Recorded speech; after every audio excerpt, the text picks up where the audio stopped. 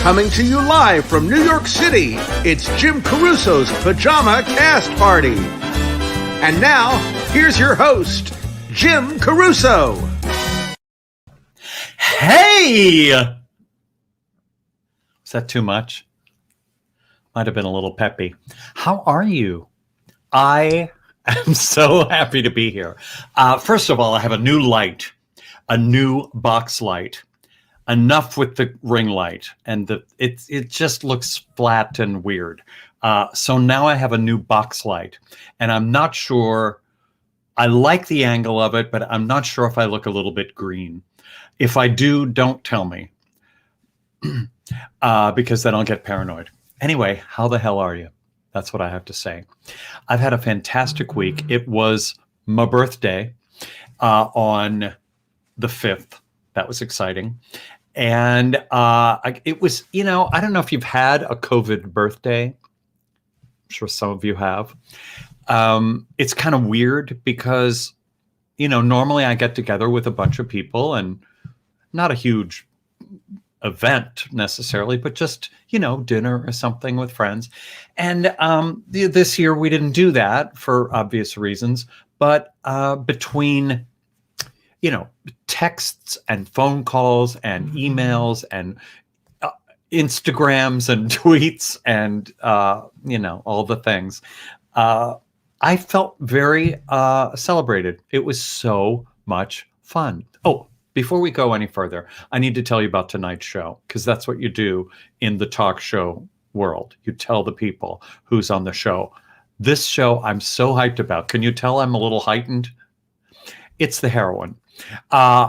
This cast is fantastic. Rachel Ulanet, Will Lockhart, also known as Willie Locke, Arielle Jacobs, Billy Gilman, and Michael J. Berry. Michael Judson Berry. I'm so excited about that. Oh, Ruby, come in here. Ruby. Jim, hi! I'm all at Twitter. It was funny when you came on after the intro with a very enthusiastic hello. Even my boyfriend turned to me and just said, "That's bold." Yeah, whoa, that was a choice. You were very much a part of my birthday on the 5th. We did, Ruby and I do a talk show with Julie Halston, the brilliant Broadway superstar Julie Halston, called Virtual Halston. And they celebrated me with a beautiful present. Yeah, there they are. That's me with the bag, and then me with the present. A year's supply. One of the presents. A year's supply of Twizzlers. I mean, there can be nothing better. Well, there are a couple of things better, but that is definitely top 5 of the best things ever. For you, it's definitely one of the best things. Other people might say Twizzlers, but for Jim Caruso, that's like... No, it's a really good thing. I like a Twizzler and I like a box of dots. I know. I feel like by having those as your favorite candy, and I actually really love Twizzlers. I will say I'm more team Red Vine, but that's just me. But I will say, I feel like if your favorite candy is Twizzlers and or dots, you'll never have to worry about those being sold out. You know what I mean? Right. Right. There's always some of that left. It's a very niche audience. So I feel But it's not old-fashioned-y. It's not like grandma stuff. No, I'm just saying that, I feel like people nowadays reach for, I don't know, other candies. So I feel like you're in luck because you're never going to have, that sold out. I even like a Chuckles. I'll say it. Okay. You liked Chuckles, so that makes sense. I know. I got that beautiful present. A friend of mine, Julie Garnier, sent me all the way from California a piece of cake. Oh. Now, how does that work? Yeah. Look, it's a beautiful piece of cake. I didn't know that Julie was the one who sent you that. That's so sweet. Isn't that nice? It was very sweet, literally. So that was nice. And of course, our brilliant friend Squigs, who joins us almost every week on this show, this program, as my grandmother used to say. He's a brilliant caricature artist, Justin Squiggs Robertson. And every week he draws me and Ruby and the whole cast of whoever we have on Pajama Cast Party. And he took the time to pull me out of all of those and put this together.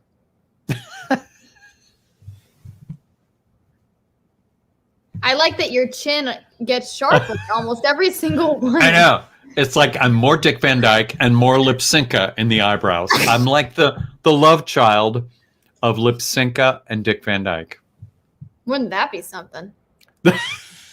I'll say. So thank you to everybody, and to Ruby, and to just everybody for being so kind and making my first and hopefully last COVID birthday one to remember. Oh, I should be a Twizzler spokesmodel. Justin Squiggs Robertson says that he's Team Red Vine, but he does the dots too. Okay. You know what's amazing? Now, when I say dots, I don't mean those paper strips with the things glued on. The chewy ones that get stuck in your teeth. That's what you're talking about. Yes, I have lost dental work at movies because of them. I love a junior mint. I love sour candy. Like if it hurts, I enjoy it. Like, the sour candy that you can feel it in your cheeks. So like the Sour Patch Kids I love. But you know what's crazy, Jim? I just realized this when you were saying that you had a COVID birthday. This is kind of unbelievable, but I think at this point, almost every single person has had a COVID birthday. That's crazy. I just realized that's true. That's crazy. Because we're nearing a year. Actually, this is our 45th show? 44th Pajama Cast Party in a row. What in the hell? That's like a year. What are we doing for our year, Ruby? Should we tell them? Yeah, I think you should say something. Okay. Oh, Gabrielle, thank you. She says, yes, Team Junior Men's. Thank you so much. All right. So I guess we can talk about it because these people are special and they deserve special news. We have been thinking about what we're doing for the 1 year of Pajama Cast Party because it's creeping up on us. And so emphasis on creep. Yeah. So I am actually taking over for the 1 year of Pajama Cast Party, and I will be your conductor for the evening. Jim will be my groupie. Or my roadie, I don't know what the word is. Basically, I'm surprising Jim with the lineup for Pajama Cast Party for our 1 year anniversary. Yep. So my fingers are crossed for Cher or an Osmond. That's all I'm saying. Okay. Well, if you'd like to tune in to see what the lineup ends up looking like, it's going to be March, I think it's 29th. Is that Monday? March 29th. So I'm picking the lineup. Jim is going to have no idea. He will be just as surprised as you all are. And we're taking over, people. It's going to be great. It's going to be great. I can't wait to talk to Cher. Okay. Let's go. You know, what I love to do is to look over Justin Squiggs Robertson's shoulder and see what he's doing so far. He does these quick sketches as people sing. He just zips out a sketch. Let's see what he's up to. Let's see. Mm-hmm. Oh, wow. We're magenta tonight. That's got to mean something good. Oh, it's good. Look, he really did Lipsinka eyebrows on me. Look, you are so perky, Ruby. He gets your perkiness. You know what? I do tend to perk during this show. This is good. Look at his cute mug in the corner. Look how he did that. Okay, so this is going to be happening all night. He's going to be drawing and sketching away, and we'll show you at the end. And here's his website. Let's list it now. Later in the show. We say it all the time, but I'm going to say it extra loudly tonight and enthusiastically because people, as Jim likes to say, people, Valentine's Day is coming up and you don't want to be the one who forgot a gift and you don't want to get something simple and generic like the same teddy bear that's sold 15,000 places. You want a custom piece of theater memorabilia, which is why squigsonline.com for all of your gifting needs. He has great stuff. Oh my gosh, he has great stuff. And he'll do artwork just for you. He's just brilliant. I like the way you said memorabilia. Well, it was very Christine Ebersole. Well, it was my little hat. My headphones just did that weird thing again. And now I'm seeing. I don't know what's happening with these damn headphones. Okay. Well, I was trying to do a little hat tip to one of our guests later tonight. Yes. Oh, no. I know what you're doing. Yeah. Okay. Let's get this going. Why do we do this? Why? Ruby, why do we do this? We do this to entertain the people. You right there. And we also do it to entertain ourselves because we have nothing. Truly. And we love accepting donations. Now, that sounds self-absorbed and self-aggrandizing. It is a little bit because we have to pay for the platform. We have to pay for the headphones that don't work, things like that. But what we really love to do is accept donations for Broadway Cares, Equity Fights AIDS, one of the most brilliant organizations, brilliantly run by angels. These people are absolute angels on earth. They take care of people that are sick, people that are in need, people that are they take care of getting people to the doctor. They take care of bringing food in if you're not well. They will take care of your rent for a few months if you're having trouble. If you're in the business, if you're kind of in the business, if you're an actor, if you're an usher, it doesn't matter. It's a wonderful, wonderful organization. We love them to pieces. And it's been, because of your generosity, a joy to be able to make a nice donation to Broadway Cares every week. And that's why we do it. So remember that. You're showing the... Yeah. And also, I mean, I do just want to emphasize, yes, we donate a portion of our tips every single week, but we also accept tips so that Pajama Cast Party can continue. And I know, Jim, you kind of like brushing over the fact that, that we're asking for tips and donations, but we want to make sure that the show can continue. And also, Jim, you have done so much for people during this really, really difficult time. I just press the buttons and make sure that, like Mary Wilson can log on in time. But, you're providing laughter and art and joy. Sorry, now I'm laughing thinking about Mary Wilson, but you've done so much for people during this time. And so I just want to say, because I know you won't, a portion of the tips and proceeds from tonight also go to the Pajama Cast Party team. So we really do appreciate that. And, this season of life has been really tough for everybody, but we are committed to bringing you, laughter, singing, tap dancing, fire juggling. As long as you're here to watch, we are here to serve. So that's my little speech. Perfect. I think we should we do this? Yes, I think we should. Yeah, I think we should do this. Let's get to it. Okay. As I was reading her resume, I figured out that our first guest has performed in some of my all-time favorite shows. It was like, oh, I love that one. Oh my God, I love that one. I can't wait to hear more about her life and her career. Here is Rachel Ulanet. No, she gets you in. Okay. There she is. Hi. Hi. How are you? How are you? How was your birthday weekend? Wintry birthday weekend. Wintry COVID birthday weekend. Oh, the parties, no, it was just fine. I basically spent it here in the corner of my bedroom. Okay. I mean, I guess there are worse places to spend one's birthday. You have true. Quite a view, that view with the snow coming down. Oh, wasn't that good? So beautiful. You saw that on my Yes, Insta. I did. Yeah. Yes, I did. I do love snow. I love Are you a snow snow person? Depends. Yeah. If it's like blizzard inside, that didn't give like any indication what kind of snow person I am. I like the snow. I don't love the cold. Where are you from? New Jersey. Oh, you are. So you're you're here in the tri-state area. Yeah. As the kids say. Yeah. We live in Brooklyn. Yeah. Well, I know you grew up with a lot of music around you. Yes. Tell me. Yes. So tell you. So let's see. So my dad plays 6 woodwinds.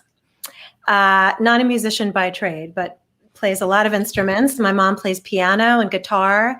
And my dad came from a very musical family. So his mother, who I have a picture back up here on my piano, was a classical singer and also was very involved with like this Yiddish singing group that would go to sing at all the hotels, like in the Catskills. Apparently they made a Carnegie Hall debut at some point. I heard all about that. And her sister, my great aunt Lil, was a big band singer. And her husband was a pit player. And I have, oh, darn it, I should have kept it by my side to show you next time. I have all of this original sheet music, like from the 20s and 30s. Come on. Amazing. Or you just come out to Brooklyn post-COVID and I'll show it to you in person. Oh, I'd love to see that. And are you kidding? It's really amazing. So my parents inherited it and they've given it to me. So yeah, a lot of music. So a lot of music growing up. I know you especially loved Pippin, which was one of my personal favorites. What is it about that record? It's like crack to me. I still love it. I love it. It sounds fresh and modern to this day. It just is so beautiful. Well, I think it really harkens back to that time of like folk pop that Stephen Schwartz did so magnificently, perfectly to a T.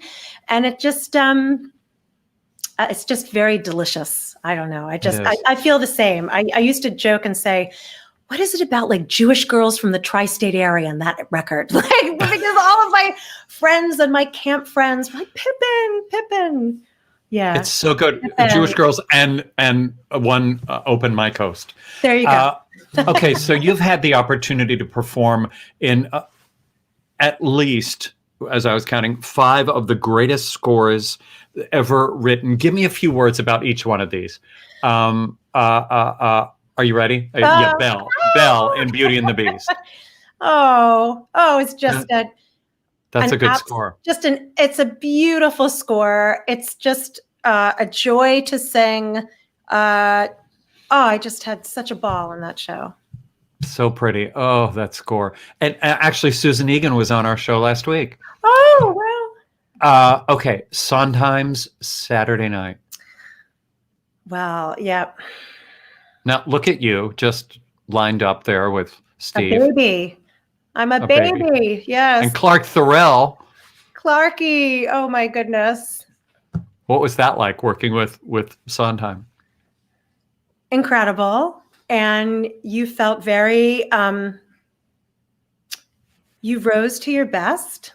He kind of let you do your thing. And if he wanted it to go in a different direction, he was very kind and generous in his way to tell you how he wanted it. And actually, if I could just share a funny quick story about that. We were doing the Sitz probe and it was, pressuresome, and Jonathan Tunick was up there and the wonderful Rob Fisher.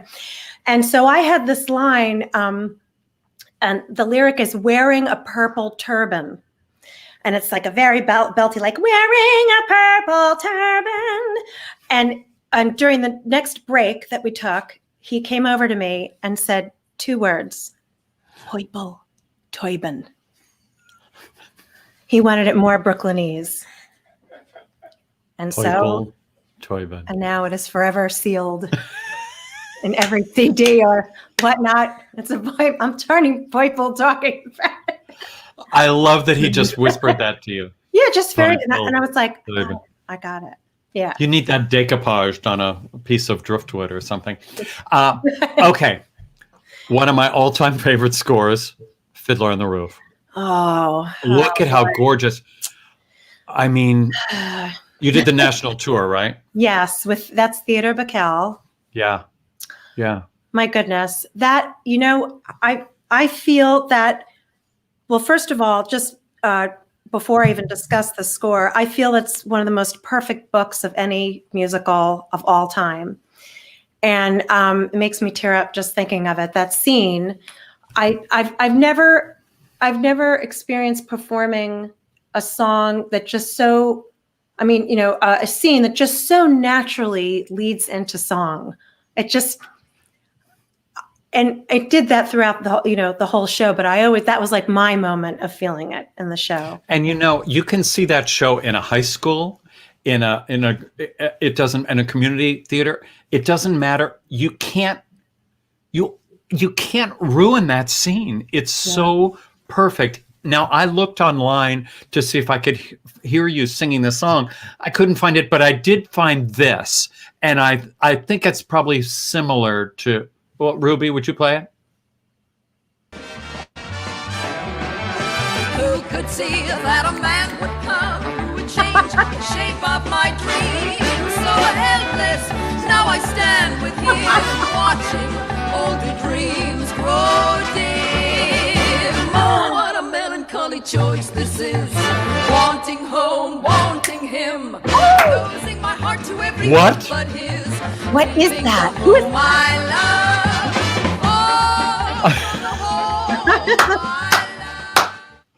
love? Oh, what a melancholy choice this is. That is not melancholy. right with a martini in my hand doing I mean, that's the Barry sisters. Oh, the Barry. I had a feeling it was. It couldn't have been a worse choice, but it makes me like unbelievably happy. I need to download that when this is over. Yes. You're very Okay. happy. Okay. Funny girl. That score. Yeah, that score. Oh, Look how cute. Oh my God. Look, your drape matches our drape. Oh, that looks I know. good. Look at that. Hmm. That was an incredible production through a company that it's sadly no longer. It was called American Musical Theater of San Jose. I think they went belly up like during the crisis of 08. Oh. They flew me out there before rehearsals to take measurements, to build my costumes, the most beautiful costumes, massive wardrobe department, everything. And Sam Viverito directed it, and Michael Hottop did the sets. And oh my gosh, it was overwhelming, but it was fantastic. Just the overture. Do you think that show will? I know the overture alone. Do you think that show will ever make it to Broadway, or is it just too? Is the elephant in the room just too massive at this point? There have been attempts, even when from what I understand, like not long before Julie Stein passed away. I heard that Taylor Dane had been in the running for it. Yes. Right. So, and then I heard Leah Michelle not long ago. I'm the age now to play Mrs. Strakosch, so let's just No. Don't put that out there. Yeah. Okay. On that note, I want you to sing for us. Okay. So I'm gonna be Mrs. Strakosch. I'm going to be singing a song. How dare you? To life, l'chaim. So this is a song by Laura Nero. It's one of my favorite singer-songwriters. And it's called Mother Spiritual. And I will be accompanied virtually on guitar, very beautifully, by the wonderful Sean Harkness. Oh, I love Sean Harkness. I do too. Perfect. I do too. Okay.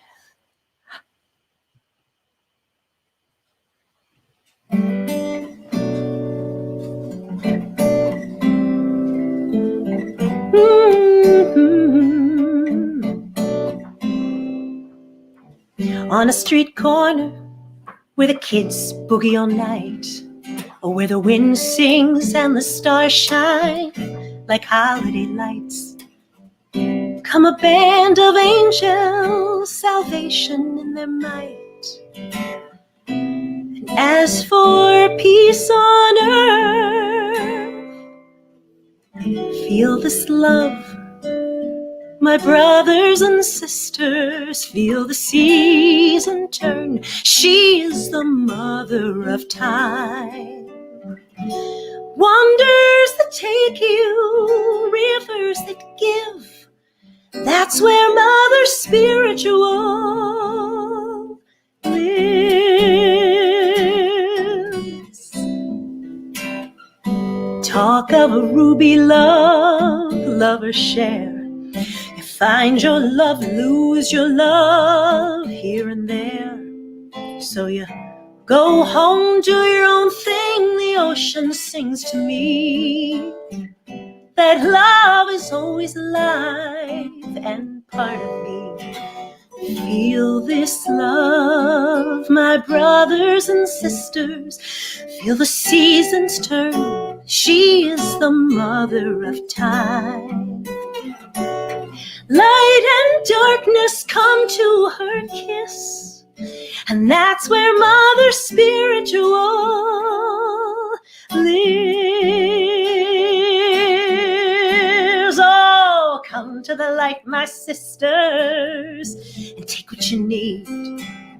Doesn't matter, my brother, your Sunday creed, 'cause each one's a lover to this winter night star, a pilgrim, a pioneer, that's who you are. So feel this love, my brothers and sisters, feel the season turn. She is the mother of time. It's not war, no, it's life she gives. And that's where Mother Spiritual lives. Ooh, ooh, ooh.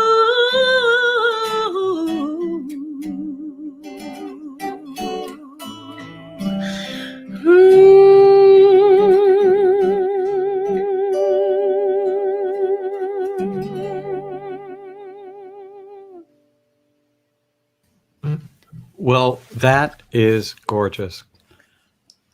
Thank you. Have you done a Laura Nero show? I haven't, but Hello. Let's Hello. do that. Hello. Yes. You sound unbelievable. Sean on guitar, beautiful. Thank you so much. I can't thank you enough. People are flipping out. People saying very nice things. How do they find you on Instagram? That's what they're asking. Oh, I'm at official Rachel Ulanet. I did not create the name. My 16-year-old created the name for me. Official Rachel Ulanet. That's where they can find me. Well, that's who you are. You're the official I'm the Rachel official. Ulanet. Thank you so much for entertaining us and sounding so beautiful. Thank you so much for having me on here. It's a total delight. And thank you again. I want to just reiterate what Ruby said.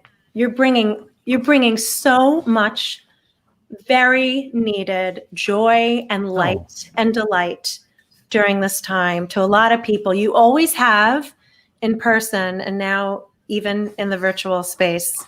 You really are. That's very kind, but nobody loves it more than me. So I get a lot out of this, believe me. Thank you. Good. Thank you, Thank you so Rachel. much. We'll see you soon. See you soon. Mwah. God, that was gorgeous. You guys, I just added a red thing to the light, and I think I look a little less green. Thoughts? Okay. Once again, remember, we are taking donations, Venmo, Venmo, and PayPal. Okay. It's available to you. Okay. Another guest. Here's a former choir boy who turned singer-songwriter. So good. You're going to love him. Welcome all the way from New York City, Willie Locke. Hey. Oh, what's up, Jim? How are you? Happy birthday. Happy belated birthday, I should say. Thank you very much. Thank you very, very much. I'm glad you're here. We are so happy to be here. We're pumped up. What a pleasure. Okay. We met at Cast Party a long time ago. About 2 years ago, was it? I think it was 3 years ago. 3 years ago. 2018. Yeah. Yep, there I am. Look, there you are. No beard then. No COVID beard. Exactly. No COVID beard. Yeah. No, I like you in a beard. It looks good. That picture, by the way, is from our friend Kevin Alvey. So I was reading about you, and you lived in Bloomington, Indiana for 8 years. And I need to know what happened, why, what was going on in Bloomington. I did. So I went to school there at Indiana University. Oh, okay. I started an a cappella group with some of my best friends from school.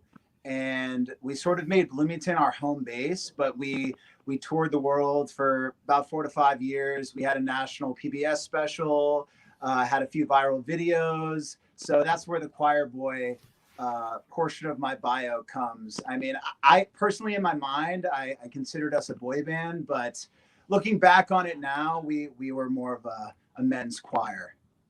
And what was the name of the group? We were called Gentleman's Rule. Gentleman's Rule?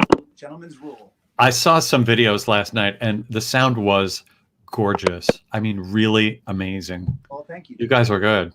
Yeah, it was a lot of fun. So it's actually what brought me to Birdland that night. We had worked on a song with Victoria Shaw and Mark Hudson, and they were both performing at Birdland.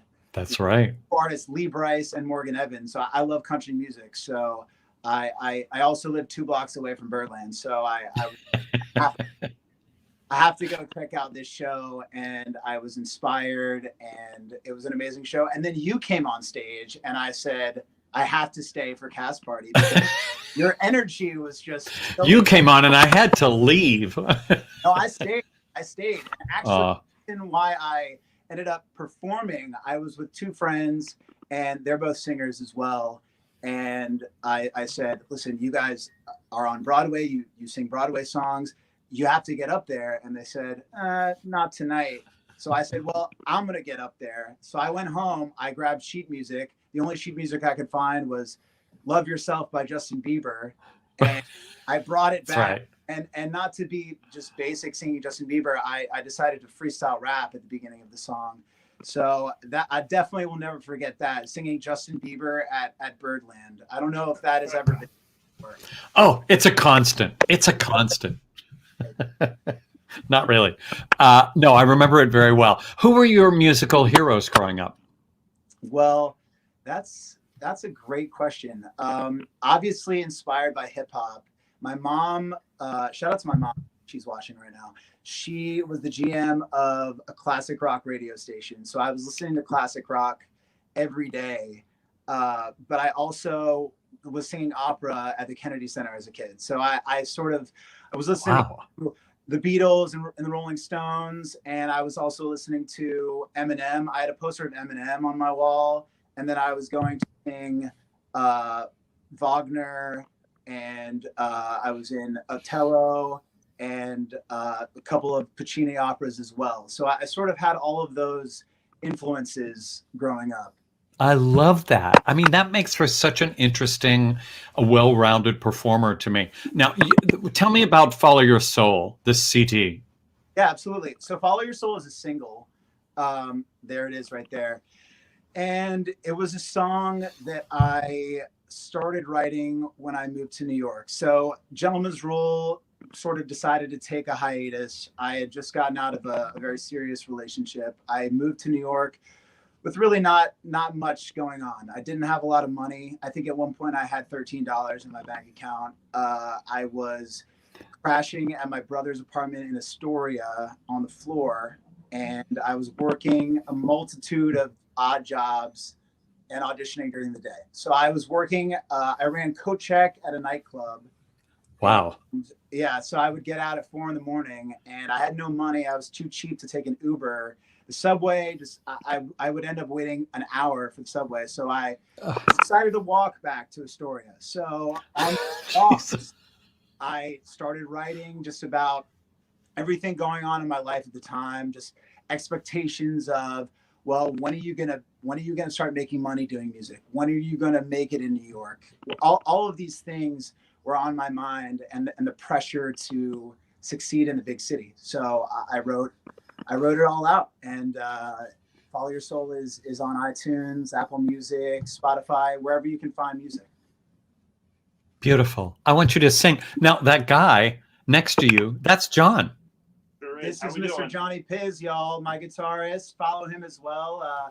At John Piz on the guitar right there. Backwards, but yeah. Wow, that's good. But we've been jamming throughout quarantine, doing live streams down here in his basement. We got his dad to lend us his truck, and we drove around Long Island doing shows in parking lots out of the back of a pickup truck. Just to try love this. Cool. Yeah. You know, we do what we have to do. Sing for us. Do something. What are you gonna sing? I'm gonna sing "Follow Your Soul" right now, and there's a part in the bridge where I need everyone watching at home to clap along. So if you're trying to pick the energy up at home a little bit, this song goes out to you. This is "Follow Your Soul."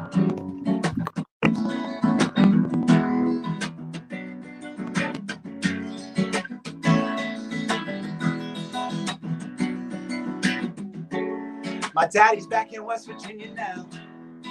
He says he wants to settle down. All he cares about is money, but I only want to make him proud. My girl said I'm a wild card. I guess I got a wild heart. My brother said I need a plan. No one ever understands my life. I moved to the city on my own. As long as I make it there, I'll never be alone. Follow your soul where it leads you. Don't let the past deceive you. Do that one thing that you need to. It's your life, there are no redos. Take my word for it, it might hurt a bit, but you can make it on your own. When it all falls down, you will know. You gotta follow your soul.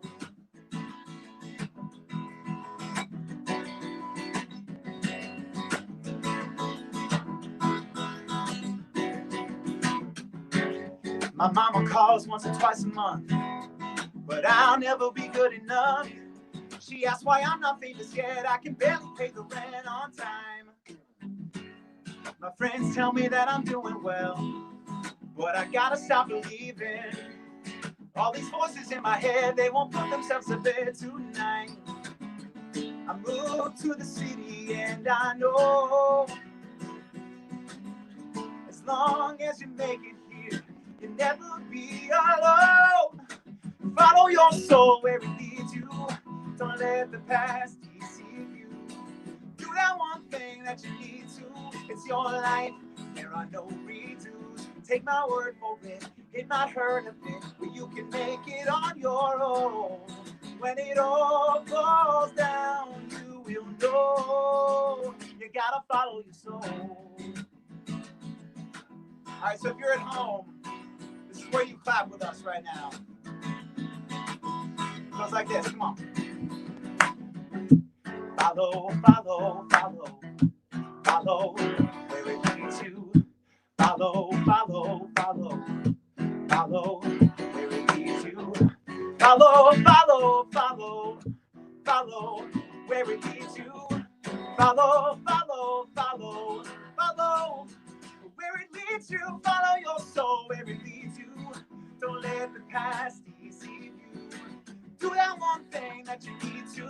It's your life, there are no redos. Take my word for it, it might hurt a bit, but you can make it on your own. When it all falls down, you will know. You gotta follow your soul. Oh, oh, yeah, yeah. You gotta follow your soul. When it all falls down, you will know. You gotta follow your soul.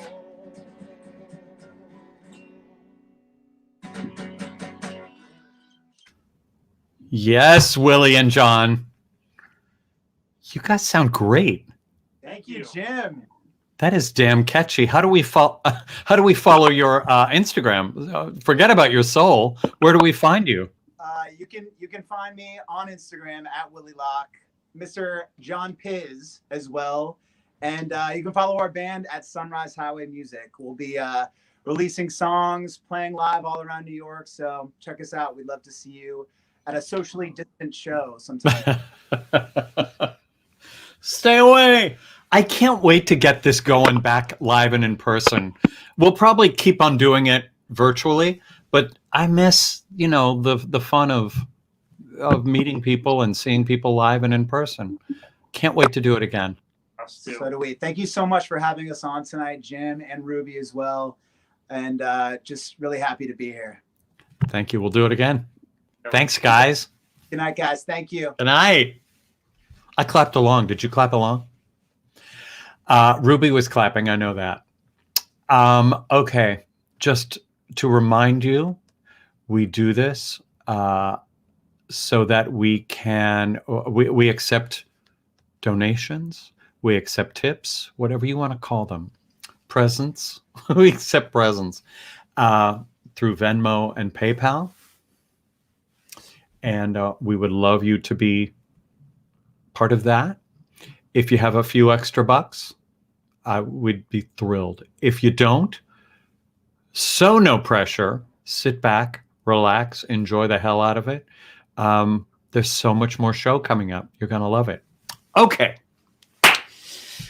This California native, I don't know why I did that, was recently seen as Princess Jasmine in the original Australian company of Aladdin. Here's Arielle Jacobs. Hello. Da, da, da, da, da, da. Oh, that's like the Prince Ali song. Da, da, da, da, da, da, da, da. How are you? Oh, wow, there's camera work and everything. Like zooming in and out because we're fancy. I know who that is. Yeah, I know who's making that happen. He's very talented. Underneath the logo, so I need to go more there towards the mic. Yeah, there we go. yeah, I know. Well, Ruby will keep you away from the logo. Okay. Okay. So first of all, Arielle, you're one of those actresses that works a lot. I've seen you in a lot of things, and I've known that you're in many, many things. How do you go from being someone who works just 24/7 to this bizarre time of just nothing? I mean, it's pretty crazy. I was right when the Broadway shutdown happened. I had just gotten married like 3 days before. And I went to New York thinking I had 2 weeks left of playing Jasmine in Aladdin. And then after 2 days, everything shut down. And I thought it was like, everyone did. I thought it was going to be like, a few days or a week, and then I'd get to have my closing show. But then nothing, right? Everything. So it's a bummer because I was supposed to go straight from Aladdin into a new off-Broadway show called Between the Lines. And now that is on hold, and we don't know where or when it's going to happen. But, I just try to keep singing as much as I can and doing stuff like this. But I really miss being on stage. I really miss telling stories.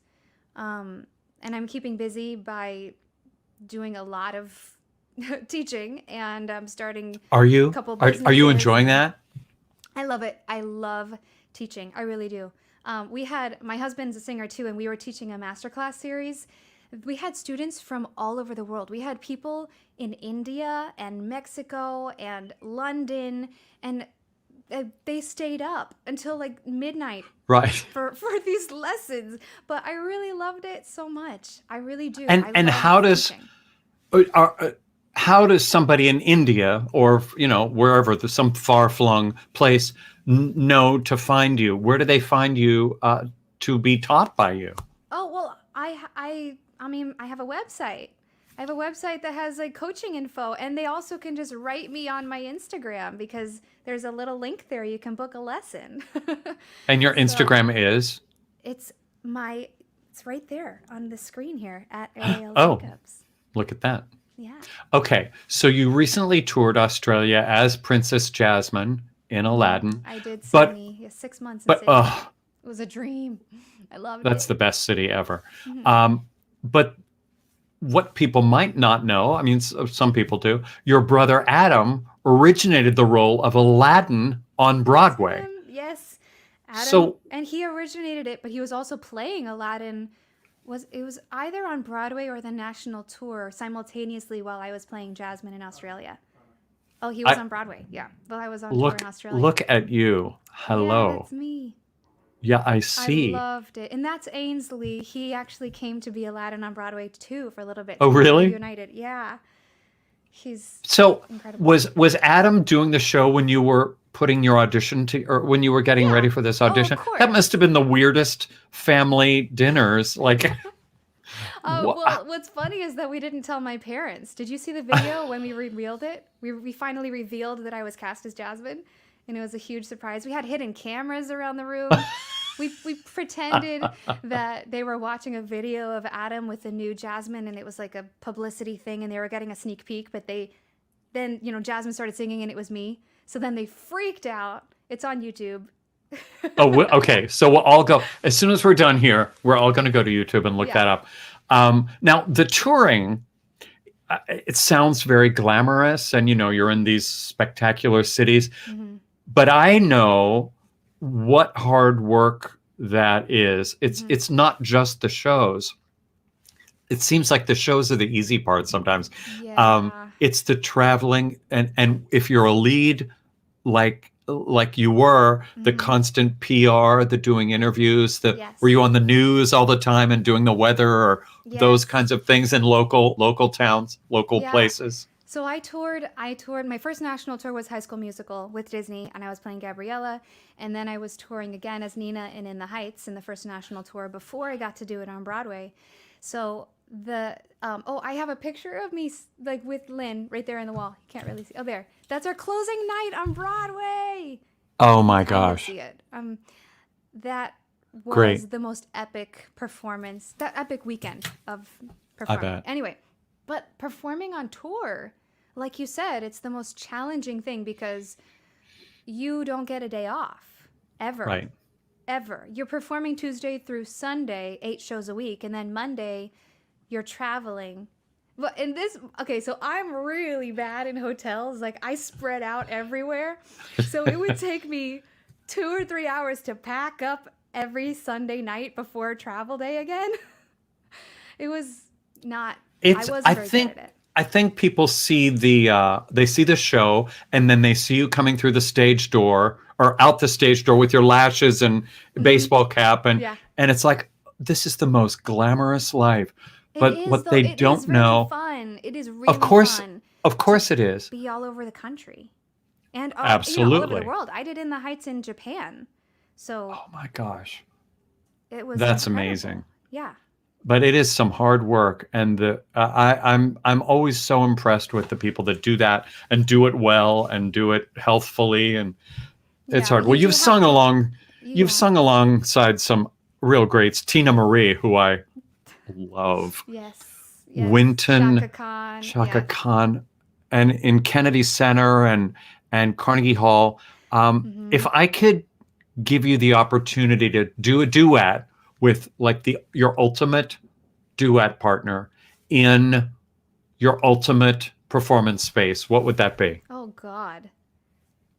Living or dead? Dead.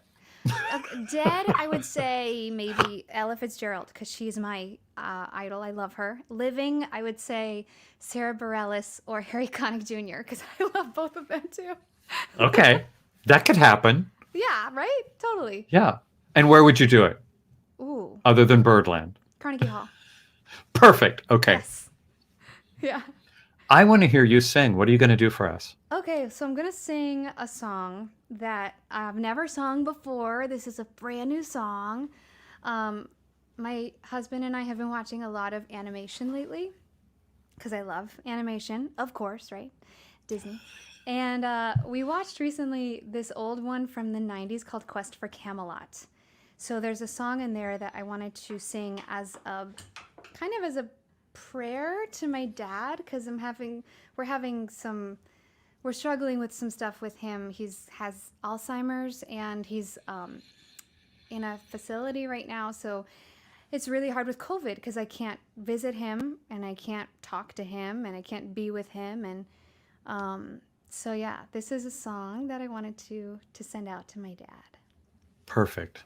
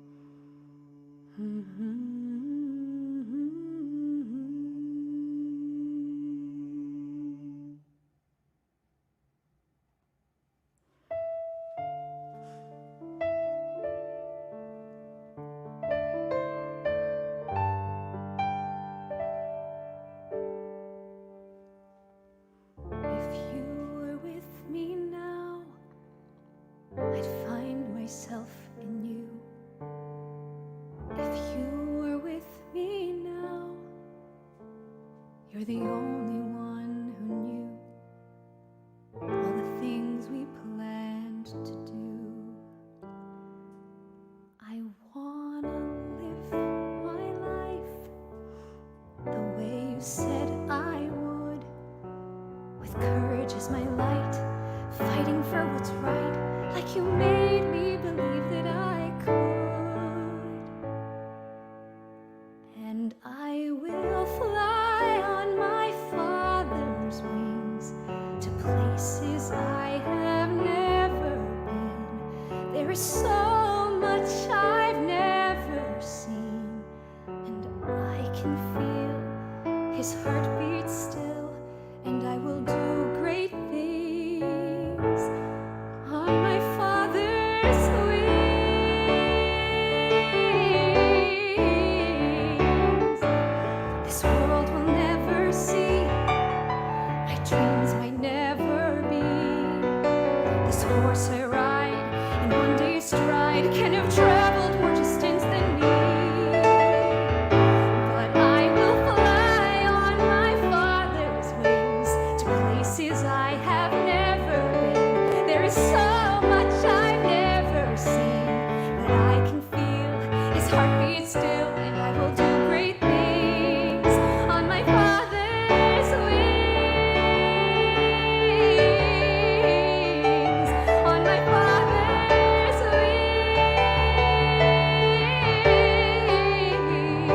wings. Someday, with his Spirit to guide me and his memory beside me, I will be free to fly on my Father's wings to places I have never been.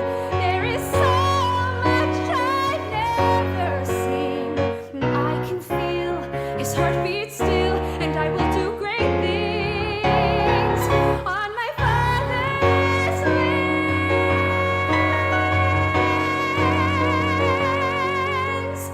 I want to live my life the way you said I would, with courage as my light, fighting for what's right, like you made me believe that I could. Yes, I will fly on my Father's wings to places I have never been. There is so much I've never seen, and I can feel his heartbeat still, and I will do great things on my Father's wings.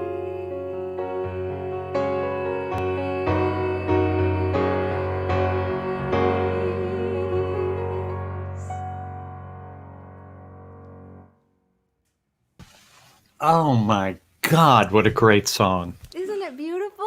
It's beautiful, and you sound beautiful. Oh, thank you so much, Jim. I'm so happy to see you. I'm so And happy who to was be that? here. What was that fine camera work I was Wasn't that seeing? fancy? Oh, that's my dog. Oh. Yeah, my husband is here. Oh, let me see Quinn. This is my doggy. He's the world's best puppy. Oh, come on. That really is a good dog. What's his name? His name is Quinn, and he's on Instagram too. Quinn. The Broadway pup. Of course he is. Yeah. So you're at Arielle Jacobs on Instagram. That's right. That's me. Thank you. A million thanks. People are like flipping out there. We're also getting comments that you might have one of the better cameras. Oh, ever. well, It I have just fancy looks camera work. great. My husband's here. Come in. Oh, Come let's say hi. say hi. Say hi. Oh, hello. Come on. Hello. Hello, love. Hello. Yeah, we are. Thank here- you. Thank you. Yeah, just. Where you go? What? Oh, he just wants to hear you. Oh, Yeah, he was Hi. running camera so that I could have fancy. beautifully camera work. done. Thank you, Very Jim. impressive. Come back and visit us, and then for real, come back and see us at Birdland. I will. You know I would I love will. to. We love you. We're fans and friends and fans. You're so nice. Thank you for doing this. Thank you. Thank you. And your place looks great. Oh, you put up the posters and stuff I saw. I was seeing. Yeah, because at Soundcheck they were saying maybe we'll put up some show posters from. Yeah, they did. They went all out. I like them. I want to be them. Is that a problem? Okay, you guys, this is going to be so fun. My next guest burst onto the national stage in 2000. Remember that year? With his hit single, One Voice. His debut album went platinum in the United States, and he was included in the Guinness Book of World Records for being the youngest singer to reach #1 on the Billboard Top Country charts. He was 11. What were you doing at 11? I can't even, I wouldn't even know what to tell you. I was putting on puppet shows for my parents at 11. I was not in the Guinness Book of World Records for anything. Okay, so a lot of years later, and a lot of singing later, he made a triumphant return to his millions of fans on The Voice, season 11. I've known him since he was just a kid. Here's Billy Gilman. That's quite the introduction, Jim. I mean, really. But first of all, it's quite a career, and we have a history. We really do. I mean, there is no memory because, you know, when you're 12 and 13 and you're doing this crazy thing, you kind of black out, if you will. You don't remember certain pieces. And like, as I got into my teenage years, that's when I met you. So you've always like kind of been there. It's always like I've known you for so You're long. just always there. Yeah. I get it. Well, we met at those crazy, we should explain, Liza Minnelli, a mutual friend, would have these incredible parties. Oh. They would involve Kentucky Fried Chicken in big sterling silver Peretti bowls. And then everybody would retire to the music room around the piano, and it would be Billy Stritch at the piano, Cy Coleman, Marvin Hamlish, you name it, the most brilliant musicians. And you were like this little kid who had already had a lot of success, but you have to admit, those nights were crazy. Oh my gosh. And to think we were in the room with like Luther Vandross and Ray Charles, and we're not talking, you know, some person that came and went and that's it. You know, they were legends. And I just would, you know, they'd ask me to sing and I'm like, I don't feel comfortable at the moment singing because I don't know what to do with myself. Right. It was insane. We saw you at the brilliant Liza's at the Palace show, and you guys just were so remarkable. Oh, and that was fun. Thanks. yeah, it was so great. So it's just so Well, great to it be was- here. I it watch every Monday, I gotta say. So it's You're a so joy for me nice. to be on. Well, it's a joy to have you here. We you. both sat watching these legends. I mean, you were a young legend. Look there, look at that. Oh my What- god! How what did you find is- that? Look at me. That was Oh, right you know. before she was going on. Yeah. That's Ben. Ben Ben Verween, behind. Angela on the and- right. and Nicholas. Look how young. Little tiny Nicholas King. It's just the memories. It's just And you. amazing. Look, who's happier than you in that picture? That would be nobody. Okay, Yeah. now I know nothing about the country scene. Okay. But you had this enormous CD when you were 11 and 12. Show the CD, Ruby. Oh that- dear. No, I mean, that's gorgeous. And tell me about being a child in that world with high power show business happening all around you. Was it a healthy place to be? What would you do it to your kid? I need to know everything. If my kid was as persistent as I was, then it's inward. It's innate. There's no other way. And that's how it was. I came from a parent situation. They were normal people. They worked in my grandparents' business. They saw entertainment via the rags at the market. That's all that they had, you know. I just at 4 years old was getting a suitcase out and saying, I'm going to be a singer. Are you coming with me? Swear to God.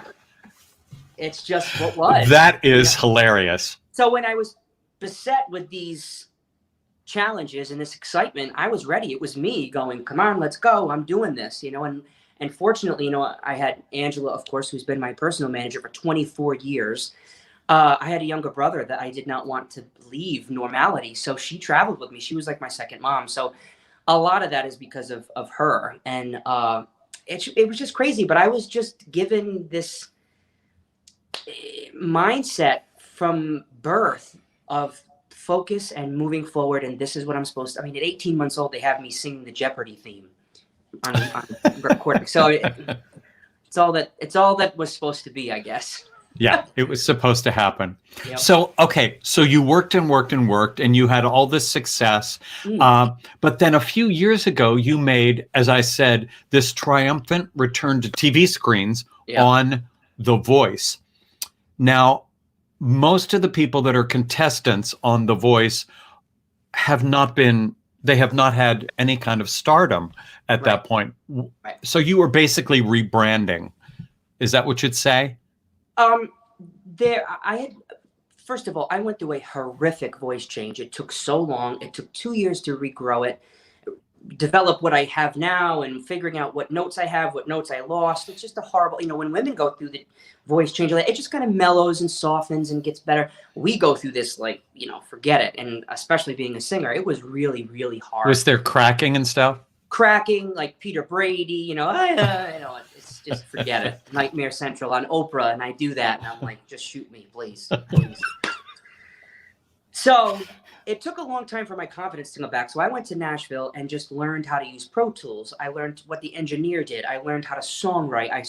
I co-wrote like 50 or 60 songs in the matter of a year. And I just wanted to know that side because I was always like this little puppet. You sing this, little boy, and you do this, teenager. And so I finally got to just be in Nashville and be amongst the community. And it's so amazing. So when The Voice kept calling my team, and I was like, I don't want to do it. I don't want to do it. The fifth time or fourth time, I said, you know what?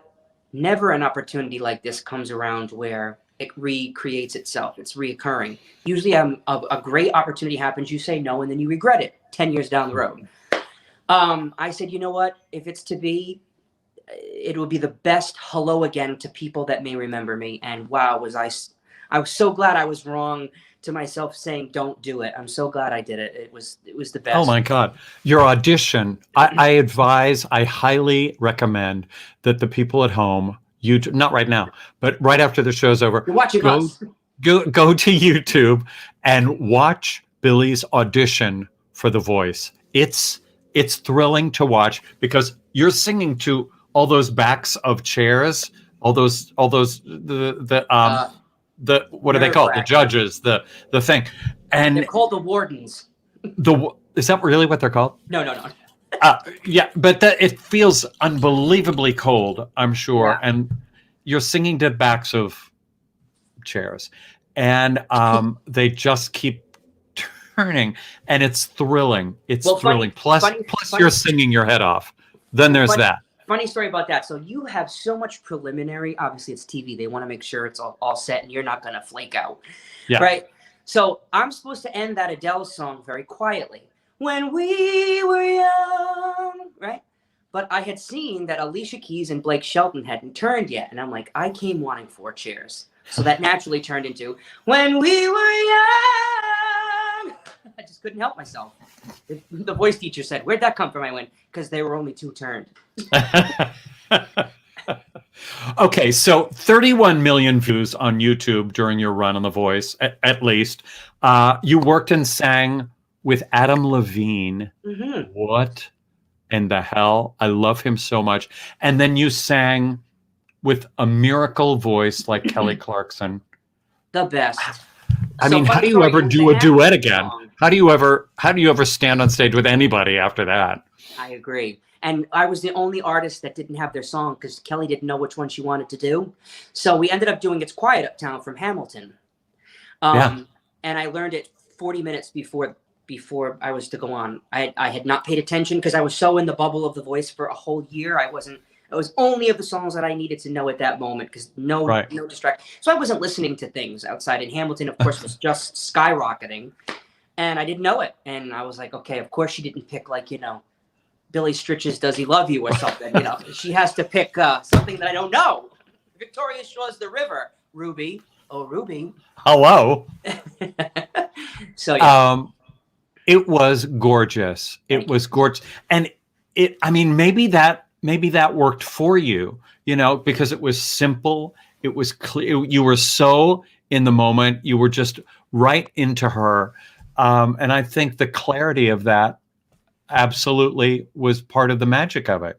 So maybe you're, I'm sure you were a wreck, but you sure made it work. You sure made it work.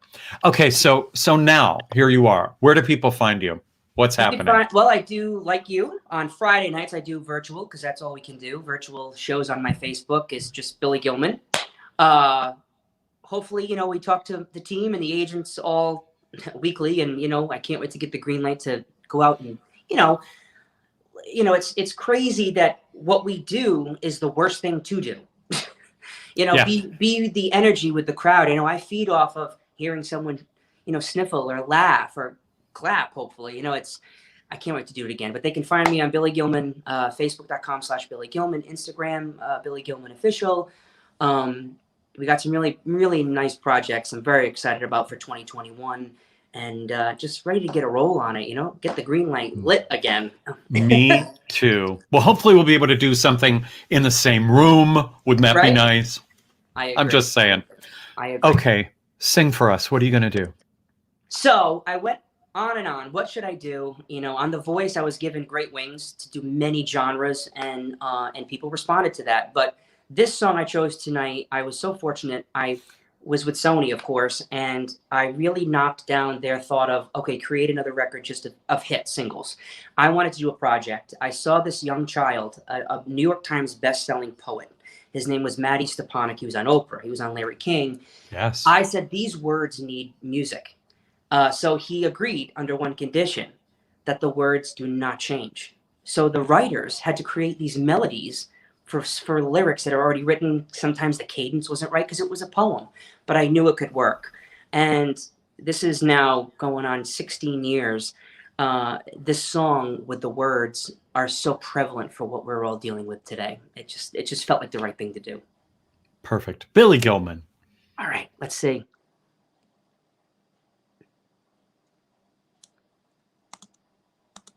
Oh no. Hold on. Oh no, hold on. There we go. Technology. Hold on. It's a great song. You'll love it. Okay, here we go.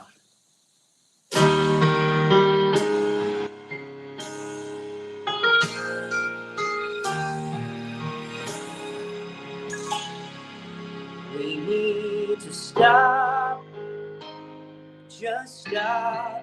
Stop for a moment before anybody says or does anything that may hurt anyone else. We need to be silent, just silent, silent for a moment before we forever lose the blessings of songs that grow in our hearts. We need to notice, just notice, notice for a moment before the future slips away into ashes and dust of humility. Stop, be silent, and notice in so many ways we are the same. Our differences are unique treasures we have. We are a mosaic of gifts to nurture, to offer, to accept. We need to be, just be, before a moment, kind and gentle, innocent and trusting, like children in lambs, never judging or vengeful, like the judging and the vengeful.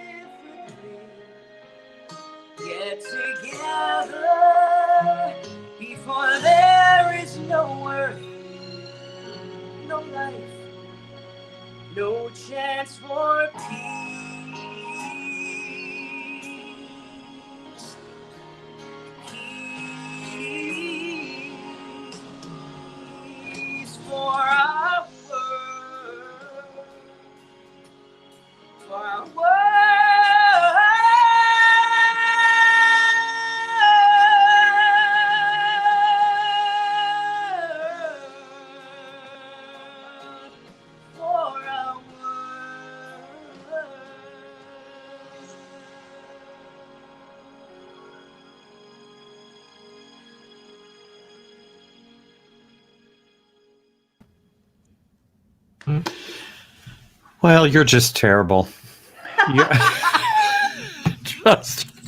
I mean, Billy Stritch said, "Oh, there, hello."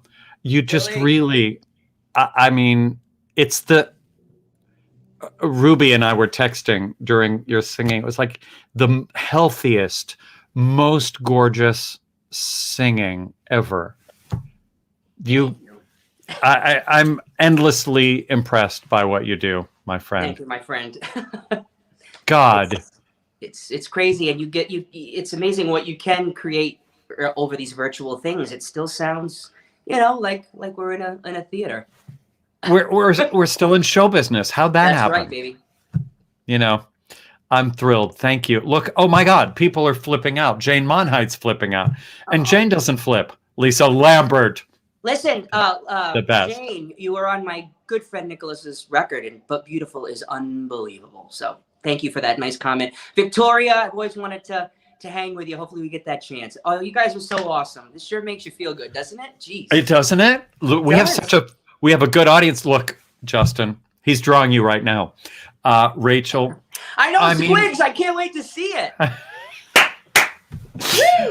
Billy, thank you. A million thanks. And we'll be watching your virtual show. And you guys check him on YouTube, Instagram, all of the above. Thank you, my friend. Can't wait to see you in person.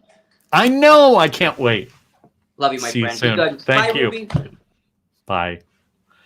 What the heck? Who gets to sing like that? I'm mad. I'm mad now.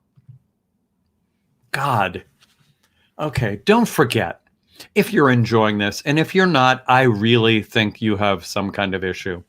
But we are accepting donations, Venmo and PayPal. We make a nice donation every week to Broadway Cares Equity Fights AIDS, which helps people all over the country who are in need. If they need medication, if they need doctors, if they need food, if they need whatever, they are helped by Broadway Cares. Okay. Michael Judson Berry has become an online obsession for me and for trillions of others. With wigs and words, he has recreated my favorite character on a TV show called Schitt's Creek, Moira Rose, and has opened a virtual pandemic Pandora's box of pleasure for an astronomical assemblage. Please welcome Michael and film and television's great Moira Rose. Well, hello, you. Oh, what an introduction. I'm simply honored. I'm thrilled I've opened a Pandora's box of pleasure for you. And I must say, I know That's what I wanted to hear. Your colors, but you look pulchritudinous, to say the least, my friend. Wow. Yes. May I quote you, my friend? Oh, please do. I charge $1 for each quote, though, so I'll send you an invoice. Thank you. Okay, Moira, I have so many questions. So many questions. First of all, I love watching you and your family on the brilliant Schitt's Creek. Oh, thank you. Yes. Would you thought I would ever do reality TV?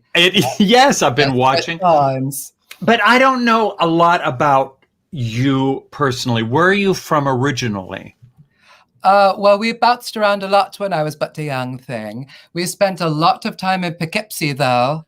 I remember in a small ramshackle place where I used to have to do many chores, which unfortunately, as we all saw when I tried to fold in cheese, I seem to have forgotten all of them.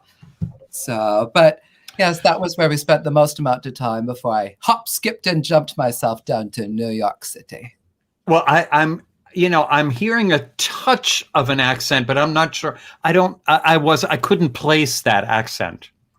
Yeah, people keep telling me I have an accent. I personally don't hear it.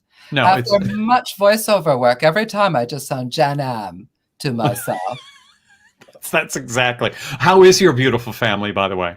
Oh, they're doing extremely well. Alexis is thriving, obviously, despite this rather churlish pandemic. But luckily, we all must learn to adapt to a more media-friendly time with all of these contraptions and things. That's and right. David is doing lots of online ordering and curbside pickup, it's called, I believe. I think he simply hurls moisturizer at people as they drive by. Yes. And he and Patrick are enjoying a married life. Oh, they're like two little lovebirds they are. It's quite enviable to the rest of us. I've never seen anyone so jubilantly and happy. That's so good. Moira, I know you've done many movies and television shows, but I think there's a cabaret act in there, and I would love to book you at Birdland at some point. Does your show have a title? Oh, well, I've been, dip-dupping about a couple of ideas in the old noggin. And, The Crows Have Feet was such an enormous success, I thought I could do sort of a musical theater version of the soundtrack because the crows have vocal cords. They not only have feet, but they sing, and we shall take wing together. And I've already tapped, I believe, my good old friend Steve Sondheim, even though he's getting on in years, said he would adapt a few of the more epic speeches from that film into tunes for me. I am so there opening night, and if we could ever do it at Birdland, I would be absolutely thrilled. Moira, it's really been a thrill speaking with you, but I know you have many other interviews to do. Could you send your friend Michael Judson Berry in to say hi to us? My dear little Lucky. Yes, of course. Just one moment, good sir. Yes, I'm here. I'm here waiting. I am sweating like I'm talking to the Queen of England. I've never been so excited to talk to anybody. Hi. Hi. Sorry. What up, dude? Hey, bro. Hey, how's it going, dude? I'm just chilling here in my black dress. It's great. If I had a nickel, Michael, here's what I love. I love so many things about you, and we've never even met. But I love that an inside joke between friends turned into this work of art that kind of changed your life. Yeah, it's huge. I had never really thought I would do impressions, but I had never really done impressions before. I've done improv where I play like goofy characters, but that look like that.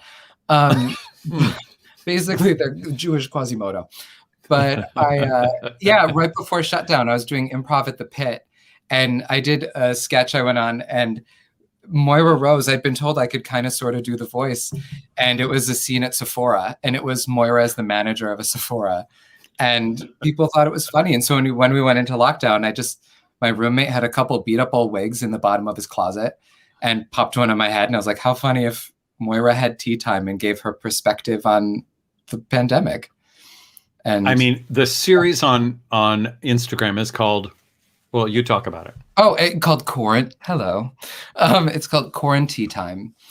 And it's on Instagram and TikTok and YouTube. And now that I've learned how Twitter works, it's there too. I'm slowly learning about the social. Wait, you went TikTok, then Twitter? Yeah. Wasn't that kind of backwards? Oh, very much so. But that's Can MySpace be next? Probably. That's where I am the least tech savvy person I know, and the least sort of with it. Like we've talked about, I grew up watching Laugh-In and Carol Burnett and Mel Brooks and Cary Grant screwball comedies. So like I didn't even really have Twitter, but I did have an extensive like collection of cardigans and old movies. So even with all my friends, they're shocked of everyone they know that I'm the one that somehow managed to like crack into that sort of world. Purely you really have. Well, it's so thrilling for me to watch. Everybody knows. I say everybody knows, like the world knows. That's not true. 7 people know that I saw a girl on YouTube named Colleen Ballinger doing a character named Miranda Sings. And I wrote to her, and she came to Birdland, and she did a couple shows, and she became an internet sensation. Randy Rainbow did a bunch of shows for us at Birdland. It seems, and none of them thought it was gonna be the thing that was going to break out. But it seems like such an honest way to get a career into gear. I guess so. Yeah. And it's turned into such a fun, sort of empowering challenge. I've never really written before. And I just put out another one, is I think 104 of these episodes. And I've done, I think, 25 different impressions. Like, I think I was the only gay guy in New York who had never done Cher or Britney Spears. And now I've done them a few times. So, for thousands of people. Okay, so when you write these, I mean, Moira, played by Catherine O'Hara and written, I assume, by Dan Levy and their staff, the vocabulary is insane. But you have really taken that to a whole other level. Where do you find these insane words? Yeah, I've learned so many fun new ones. Like, I just used punctilious the other day in conversation. My friend was like, "Oh, come on, Michael." I started out just by Googling like synonym for feet. And then my sister bought me Mrs. Burns's Dictionary of Unusual Words, which is one of the books that Catherine O'Hara had with her on set. So, because I guess they would let her sort of like zhuzh up the vocabulary herself. Yeah. She felt like, because she's brilliant. And so it was written in the 50s. And so they were unusual, archaic words in the 50s. So I'll just sort of skim through, and it's like, I can base a whole sketch around just collywobbles. I'm sorry? I used it today, collywobbles. It's like an upset stomach. It's like, I've got collywobbles, just thinking about the amount of lactate I'd have on an ice cream diet. Well, it's not only the words she says or that you decide to say, it's the way she says them. Like the word crabapple has never quite been what she did with it and then what you did with it. Yeah, that's sort of it's like sometimes just the inflection. Even I was just talking about the Super Bowl, and it's like the Super Bowl. And it's always like you're hiccuping a little bit. And well, you also said amoxicillin, which made me kind of happy. Amoxicillin and fruit wine, a taste of Robitussin. Sorry, now I can't stop. I've been doing it all day, and so it's like my face is frozen. No, I bet this does enter into your real conversation. One of my all-time favorites was when she was talking about David's occasional bedwetting issue, and she called it, I'm sure you know this. What was it? Sorry, my brain just like stopped. His nighttime oopsie daisy. Oopsie daisies. Yeah. I mean, the writing on that show. But then in turn, what you're doing is equally brilliant. And that's got to be from watching them and from being obsessed with Carol Burnett and Dick Van Dyke and Laugh-In and those great variety shows and sitcoms. Well, you're young. Why do you know from Dick Van Dyke and Carol Burnett? Well, I think it started because Mary Poppins was my favorite movie when I was a kid. And my mom was like, well, if you love Dick Van Dyke, she went out and got tapes of the Dick Van Dyke Show. And so I watched those. And then I was obsessed with old radio shows because we would have NPR in the car. So I had like Burns and Allen and R. Miss Brooks and My Favorite Husband, the original I Love Lucy. So I would listen to these shows as a kid, these like 30s, 40s radio shows, and then find the TV versions. And then that sort of just led me to people like Carol Burnett. And luckily my mom is a huge, fan of those shows. So she introduced me to movies like Arsenic and Old Lace and Harvey when I was like 7. And I was obsessed. Like I was that weird first grader who knew all about Debbie Reynolds, but nothing about whoever, like Sarah Michelle Gellar. I don't know. I'd be like, I don't know what Buffy is, but the unsinkable Molly Brown. Right. No, I was that kid too. And I loved Chaplin and W.C. Fields and Mae West. And other kids were like, what? I had not a clue. Mm-hmm. But look where we are now. Oh. We're doing so. I'm in a dress and yeah.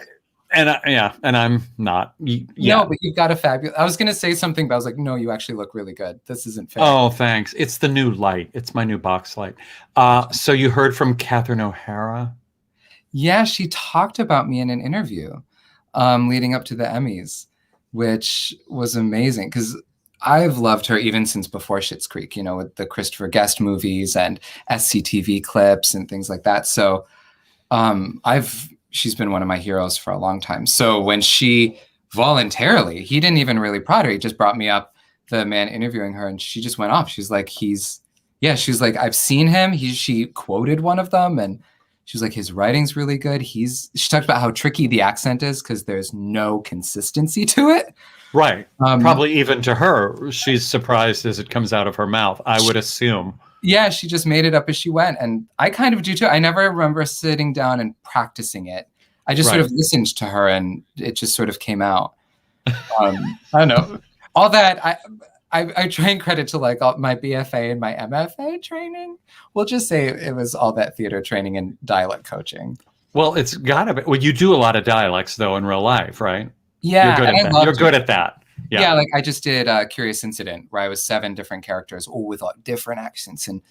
But I was like, I grew up loving Robin Williams, and so I'd memorize his stand-up sketches and try and imitate his voices. So yeah, I was that weird kid. Yeah, no, I get it. I know when this pandemic is over, I have no doubts that you're going to end up being in a room with her. And if she's watching right now, because she's a big fan of Pajama Cast Party. Hey, you never know. You never know. What would you ask her? What if you had like 2 minutes with her? What would you ask Catherine O'Hara? I would love to know who her comedy inspirations were, because I think what's so brilliant about her, for instance, the beginning, is she plays those amazingly wacky, over-the-top characters, but then grounds them in something so real.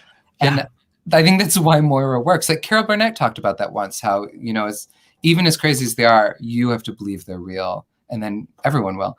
So I would just love to know who inspired her, because she's so unique and so amazing, Catherine O'Hara. Yeah. When you were a kid, who did you watch? Oh, I'm so with you. Now, let me know when you do that, because I know that's going to happen for you.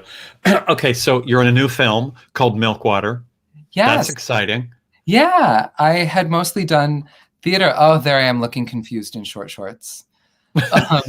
Opposite the wonderful Robin DeJesus. Yes, I love Robin. Tony nominee Robin, who's perhaps one of the nicest people on the planet. Yeah, it was my first movie. And it all comes back to Schitt's Creek. It was sort of a last minute casting where I got the sides in the morning and needed the self-tape in by the afternoon. And I didn't have time to read the script. And I was like, I don't know, this character's named Tinder Teddy, and he feels kind of like Alexis if she were a 30s gay man living in Hell's Kitchen. And so did this weird little like Alexis-y thing and somehow booked it. And then I got on set, and it's this beautiful movie about this young woman who's feeling a little bit lost, who agrees to be a surrogate for this older drag queen who's dreamed of always having a baby. And you follow her over the course of the pregnancy and how it really changes her life. And it's a really cool story. And I thought it was this weird, wacky comedy. And I show up on set and the director was like, yeah, your take was just so different from anyone else's. I was so intrigued. And I was like, because they probably read the script. And luckily I got on, and Robin and I hit it off, and Molly Bernard is who plays the lead, Milo, from TV's Younger, if you know her. She's wonderful. And the three of us just hit it off immediately. And I was only supposed to be in like 2 scenes as Tinder Teddy. And the director, Morgan, she let me improvise a bunch. And so before I knew it, they just sort of worked me into more and more of the film, where like poor Robin always had this like boyfriend in tow with very small shorts on. And bless his heart, Ted, he's always just like, well, I think you should just, I don't know. Like he's always a little bit lost, but like happy to be there. Oh, I feel very good things coming for you. After this pandemic, do you have any plans for doing like a live Moira extravaganza somewhere? I don't even know. I would love to, though. Yeah, and I happen to have a nightclub, so I'm just saying. Could you imagine? We would just open with Danny Boy. and then go into oh, it'd be 15 minutes of I just sound like what, a didgeridoo? A didgeridoo? Yes, we've had didgeridoos. Are we saying that right? I don't Didgeridoo. know. Yeah, that seems right. It's didgeridoo. Didgeridoo. Thank you. Didgeridoo. We've had those at Cast Party. What? We've had those at Cast Party, and it's not a pretty sound. It's very haunting. It's like drony, farty, terrible sounding. Okay. Well, I am all for Moira Flies to Birdland. That's all I'm saying. It goes well with the Crows theme. So get it? I'm begging. The Crows are bursting into song at Birdland. Perfect. Ruby, did we pull up the picture of all the many faces of Moira? Look, Jesus God, that is truly disturbing. So many wigs. So little time. Oh God, when I tried to bake scones, that was such a failure. Like a literal for me failure too. Because I can't. Wow, I'm sorry. I tried. Michael, I can't wait to meet you actually in person, and you're such a delight.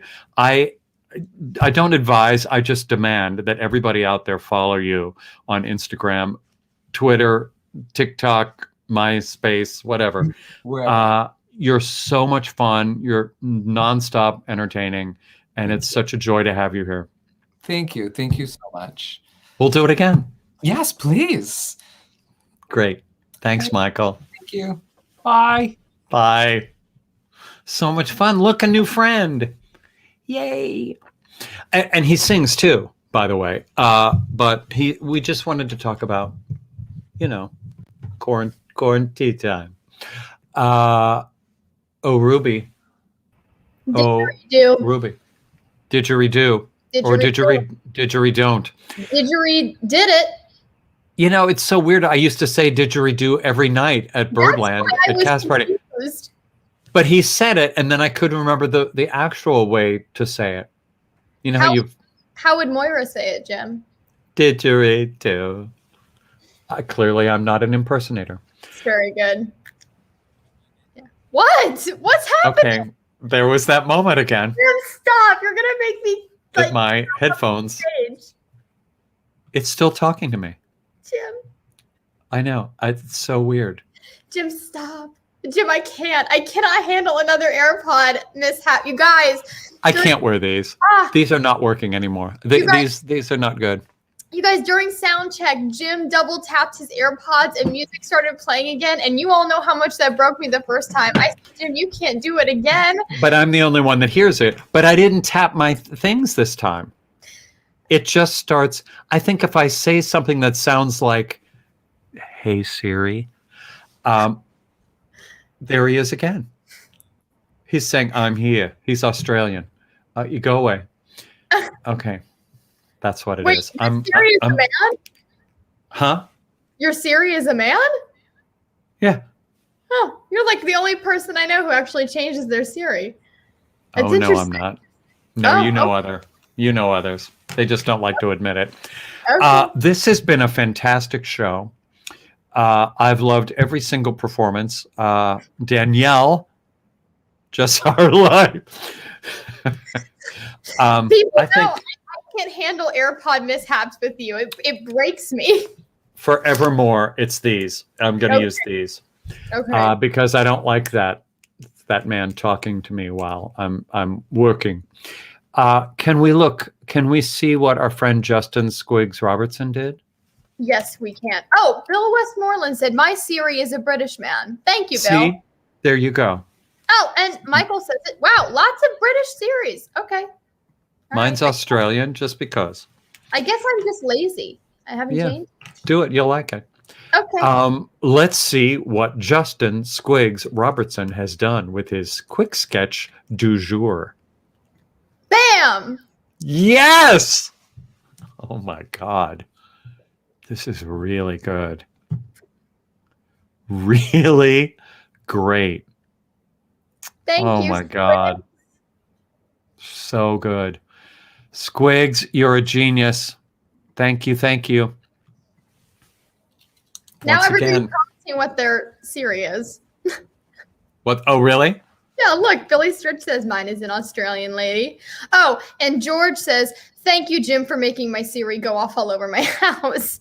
I mean, that's what it is. You say that, and then all hell breaks loose. Except I didn't say it before, but I must have said something that sounded like. Yeah. Seriously? I don't know. Oh, maybe I said that. Oh, who cares? Thank you, guys. This has been an absolute joy. Ruby, an excellent show, I feel. What do we have to say? We have the Venmo, PayPal issue. You're always free to donate. We love it when you do that. It gives us the opportunity to keep this going.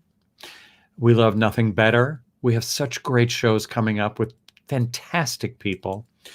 Next week, oh boy, it's going to be good. Powerhouse actress and singer Avery Summers. Breakout opera singer Zachary James.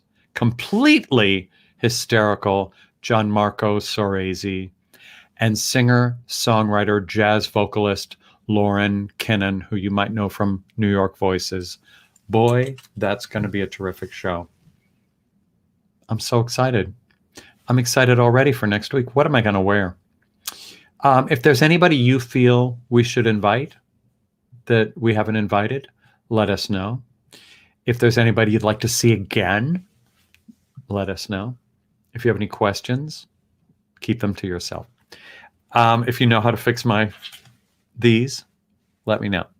So I can say things that sound like serious. And there it is again. He's on again. I'm going to deal with this. I have things to do, ladies and germs. You guys have a great night. Good night. Thanks for watching Pajama Cast Party. To follow us on YouTube, just hit subscribe. Click on that little bell and we'll keep you updated on future shows. You can also follow us on Instagram at Jim Caruso's Cast Party. The end.